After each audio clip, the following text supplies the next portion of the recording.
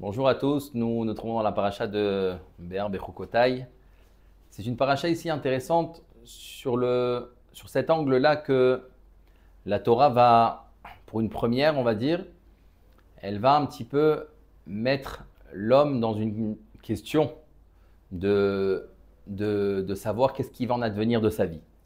La Torah va mettre cette mitzvah, qui est la mitzvah de la Shemitah, en disant à l'homme, fais-moi confiance.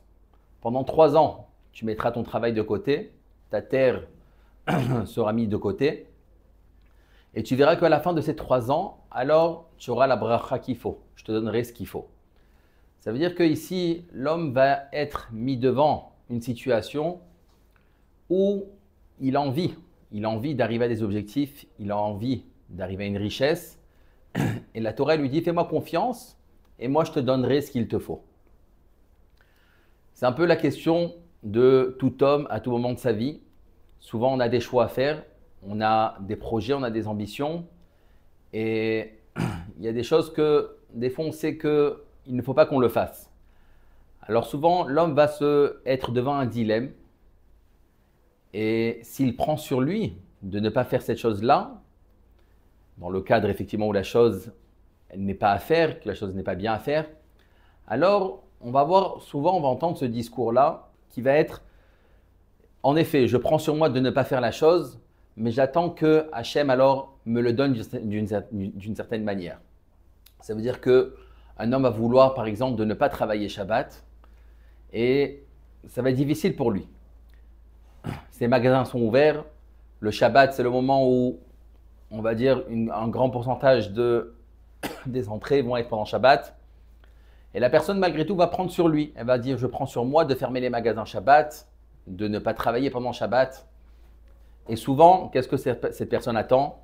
Elle attend qu'effectivement, je ferme les magasins Shabbat, mais que Hachem alors me donne cette bracha et qu'il me remplit les comptes d'une autre manière.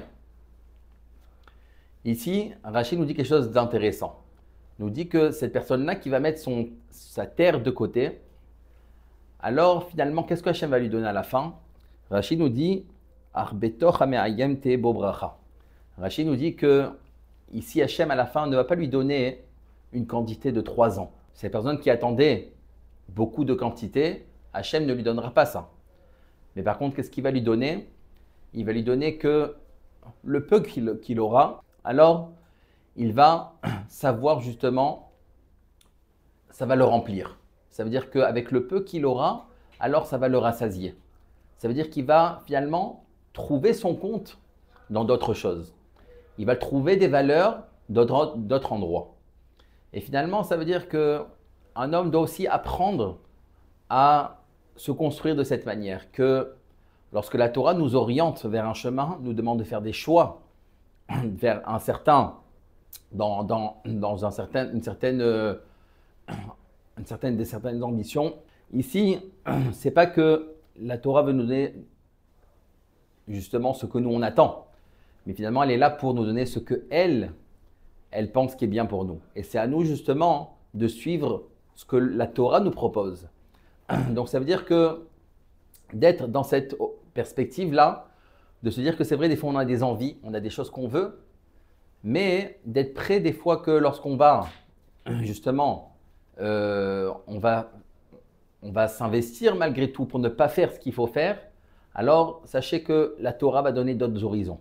Elle va faire que finalement, on va trouver notre satisfaction dans d'autres choses. Peut-être, on ne sera pas riche comme on l'aurait voulu, mais eh ben, c'est pas grave, on va trouver le bonheur dans d'autres choses.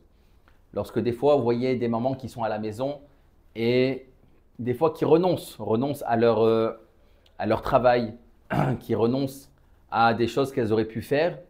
Alors, finalement, on n'attend pas que Hachem alors leur donne ça qu'elles auraient pu avoir. Mais finalement, ce sont des parents qui vont trouver satisfaction dans d'autres choses. La satisfaction de voir des enfants avec des valeurs, des enfants qui vont avoir le respect comme il faut.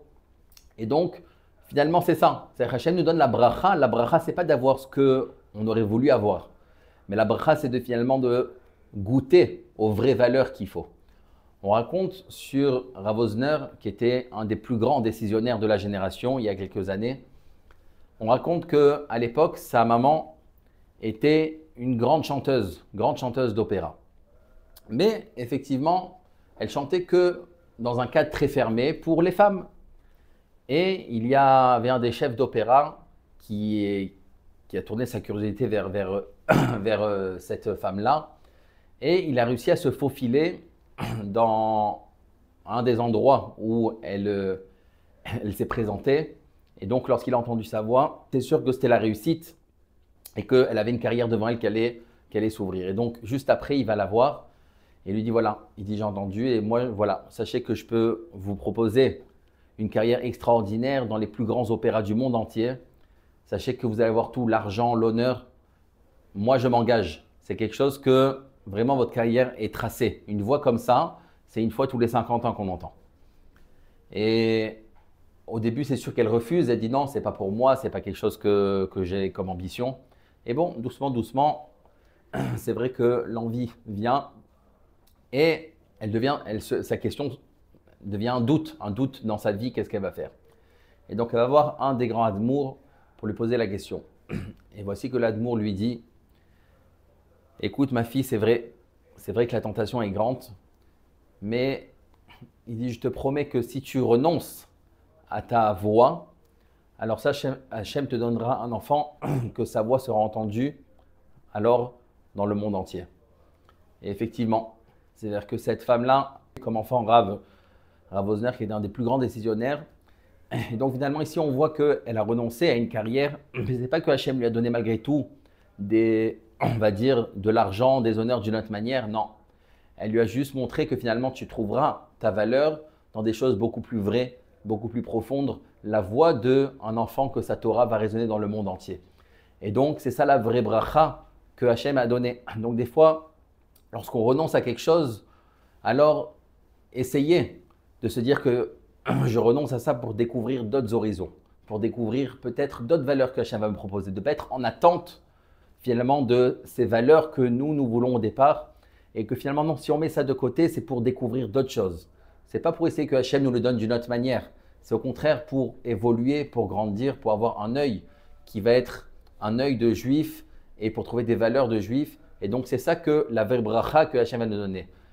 Ne pas travailler cette terre pendant 3 ans, la bracha, c'est pas que Hachem va nous donner la même quantité, non. C'est qu'on va trouver cette valeur-là et se rassasier alors par d'autres choses qui vont être beaucoup plus raffinées, beaucoup plus vraies.